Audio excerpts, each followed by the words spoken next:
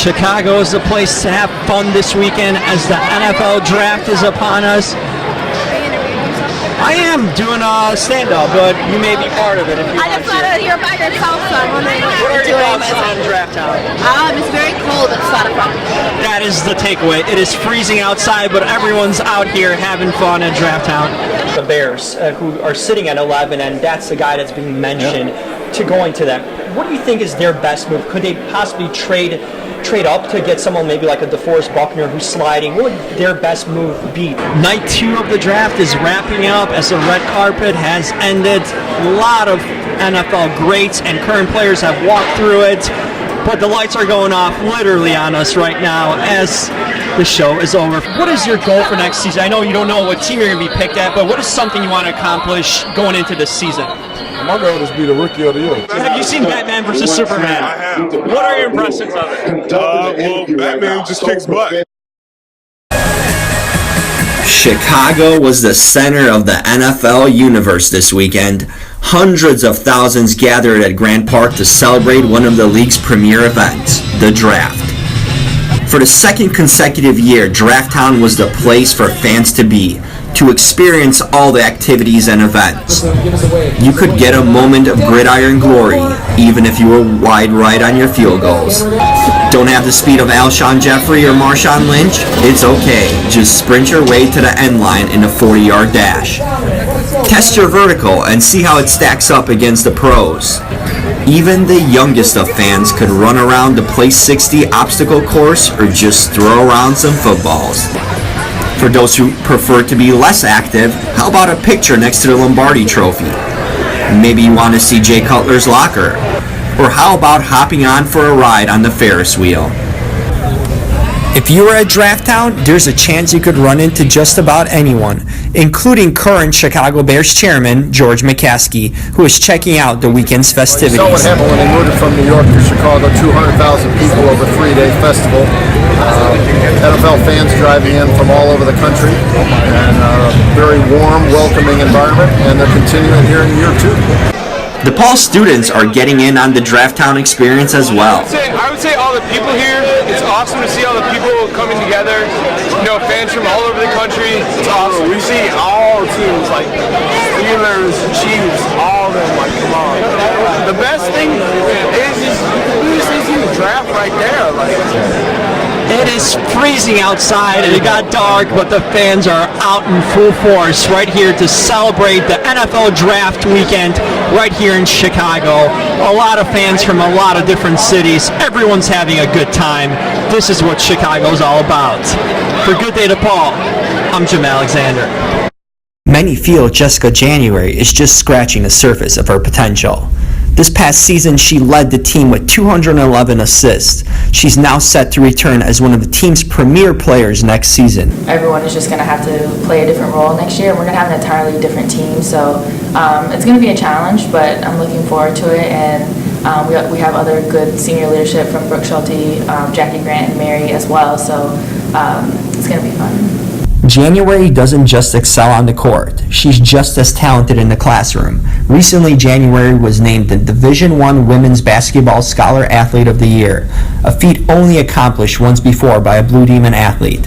The Public Relations, Advertising, and Communications Media double major boasted an impressive 3.95 GPA. It really means a lot. This is a really big honor, and I'm just really grateful to have been able to earn it. But I've always been really competitive in school and high school, and I think just earning this award has really solidified my choice in coming to DePaul. DePaul head coach Doug Bruno is proud of January's accomplishments. Well, Jessica is a very, very competitive human being in everything she does, and she's really irritated that 3.95 is not a 4.0. If she was sitting right next to me, she'd tell you she's irritated about that.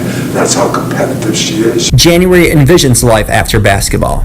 Well, growing up, I've always loved sports, so I definitely want to pick a field where I can stay around sports. So whether that's going into the PR or an advertising field and working at an agency or a firm and somehow with like some sort of sports, it doesn't have to necessarily be basketball, or I also want to go into either like sports broadcasting or be like a sports analyst or sports commentator. So it's hard to doubt that with her will and competitive drive, January won't succeed in whatever she does in life.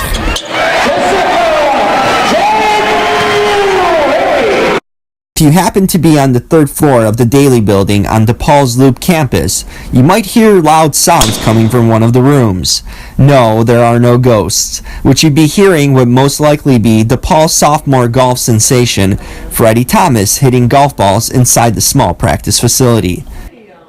To stay sharp and ready, Thomas practices his game using the PGA Tour Simulator machine, a virtual computerized program that puts you on a professional golf course of your choice. It's a way for golfers like Thomas to get a feel for a professional course that they hope to play on one day. But before Thomas tries to reach those heights, he's still learning how to adjust to life as a student athlete, especially balancing traveling to and from college golf tournaments with his schoolwork at DePaul. Probably the time management, responsibility skills. We'll fly in like a Tuesday night, Wednesday morning, early. I'll have a midterm the next day. You really have to stay focused, stay on task. Freddie's an amazing talent. To keep the balance of academics and athletics is amazing. And he's in a very stringent academic world with honors accounting. Thomas finds himself in a unique situation with his twin brother Bobby also on the team. But don't let brotherly love fool you. When it comes to golf, their competition is intense. It's competitive. Neither one of us likes to lose to the other. We really are trying to always beat each other, and I think that drives both of us. The only thing he can't seem to beat is a soft drink. I have a Mountain Dew addiction. If he keeps performing at the same high level in the classroom and on the golf course, he will be given all the Mountain Dew that he needs. Blue Demons clinched the Big East regular season title with a 9-1 win over Creighton. Before that, they had to get through their final home game of the year against local rival Northwestern. On to the highlights. Northwestern didn't waste any time getting on the board, going up 1-0 in the top of the first. The Blue Demon bats were ice cold. Northwestern pitcher Amy Letourneau had a no-hitter going until the fourth inning, when DePaul first baseman Kelly Gardner lined a single up the middle. The rally helmets were on, and DePaul got it rolling in the bottom of the sixth when Naomi Tellez smacked a single to score a runner from second. The next run came right after that when Morgan Mays scored on a throwing error to first. But the Blue Demon lead didn't hold, as Northwestern responded in the top of the seventh with a 2-run homer, taking a 3-2 lead. However, the Blue Demons weren't done. With the bases loaded, a poorly handled fielder's choice by Northwestern led to a DePaul score that tied the game. Leave it up to Tellez again to come through in the clutch with an RBI flyout that scored the winning run, sending the crowd home happy and notching DePaul a win in their final home game of the season. Yeah, you don't feel, I just feel like we were right there all day long. We kept the game close. Northwestern's a great offensive team. They have got a great team batting average, a lot of kids with a lot of power. They're one of the better hitting teams in the Big Ten and in the country. And the first run of the game came in the bottom of the first when Nicole Peel was hit by a pitch with the bases loaded to give the Demons their early lead. Catcher Naomi Tellez extended the lead by smacking a single to right field, scoring another run. The Demons piled up 7 runs after 2 innings. It was downhill from there on.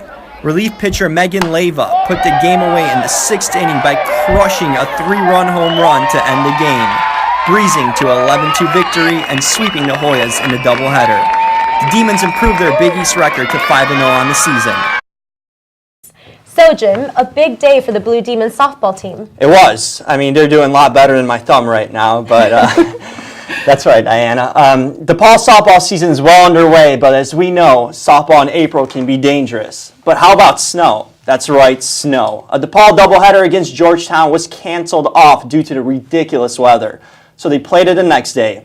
Now the issue was wind, but would the swirling wind stop the Blue Demons? DePaul's school record was broken when track and field runner Jeffrey Sattler crossed the finish line in the 800 meters with a time of 1:49.93, a new school record. So don't challenge this man to a race, you won't win. Morgan Mays was named to the NFCA All-Region team.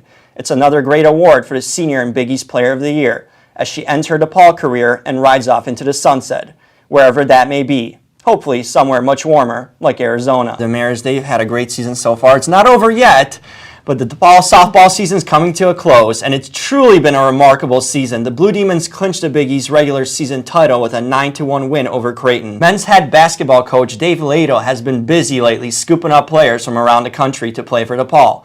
The latest of those signings is junior college transfer Tredarius McCallum, who arrives by the way of Indian Hills Community College. Not that you knew where that was anyways, but it's yet another recent signing that should boost the team's hopes for next season. DePaul Athletic Director Gene Lenti Ponsetto picked up a Medal of Honor this past weekend. Ponsetto received the prestigious honor from the National Ethnic Coalition of Organizations at Ellis Island. The ceremony included dinner and fireworks show over the Manhattan skyline. Now that's a way I'd like to spend my weekend. It's really nice to have a fireworks show for you pretty much, so great things happening, another honor for DePaul, Diana. Absolutely. I mean, I'd love to be in New York right now, right? Yeah.